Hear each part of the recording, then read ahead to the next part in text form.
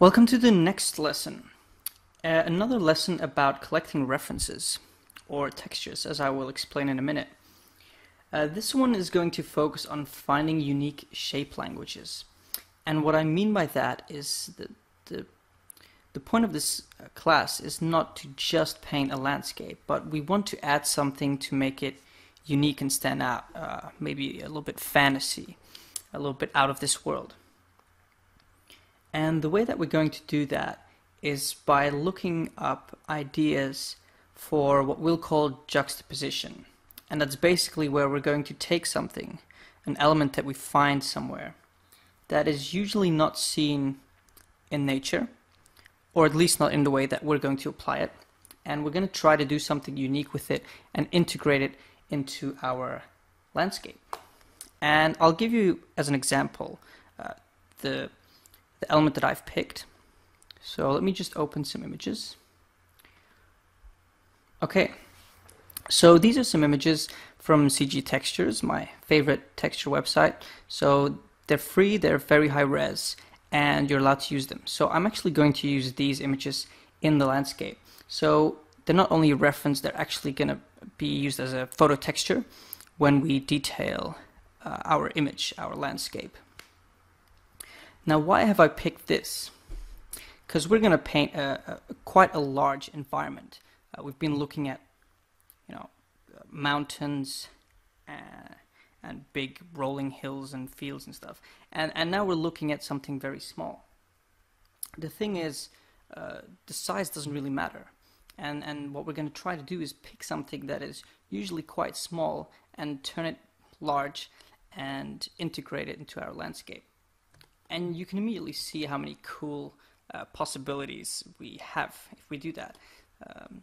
These corals just have amazing shapes and amazing little, details that we can use in a completely different way than how we're used to seeing it.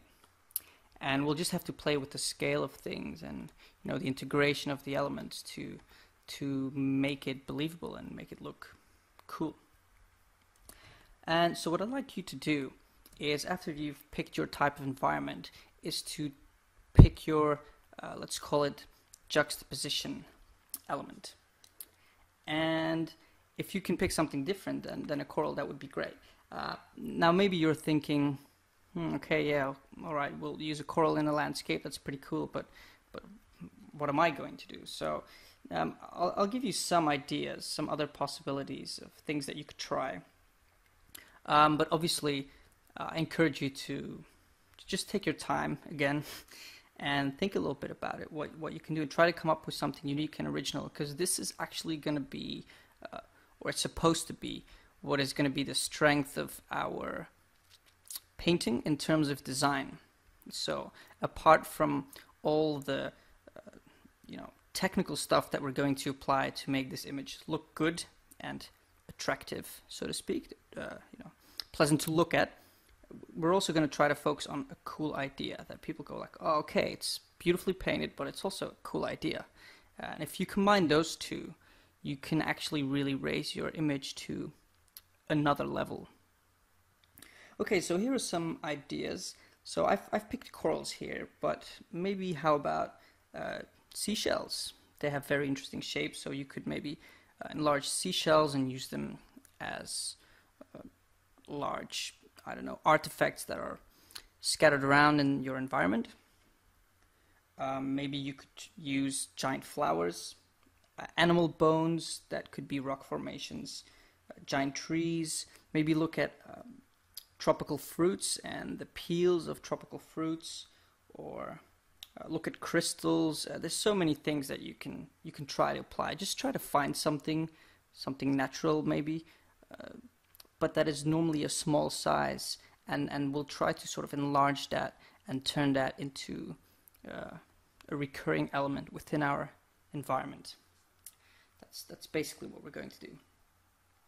And yeah, as I said before, this is really going to raise our originality of our image. So yeah, just do that and get your images together. And when you're looking for images for shape language, try to look for images that you're actually allowed to use as a photo texture. That will be very handy because these are very specific shapes and designs, and it would be good if we can actually just use the images. And there's a bunch of ways to get them. So as I mentioned before, you've got CG textures, or if you just type free textures in Google, you'll find plenty of great websites. But you can actually also just use Google Images, and there's some advanced search tools, if you look through those, where you can pick copyright information, and you can actually pick ones that are allowing commercial or any type of reusage or modification. The same on Flickr. You can also filter by images that you're allowed to use. So just make sure that you get that stuff sorted, because we're actually going to use these images in our painting in the detailing phase. But we're not there yet. So in the next lesson, we're going to actually start painting, and we'll work on our thumbnail sketching. So we're not actually going to be looking at this stuff just yet. We'll just put this away for a minute, and we'll just focus on the main landscape. All right.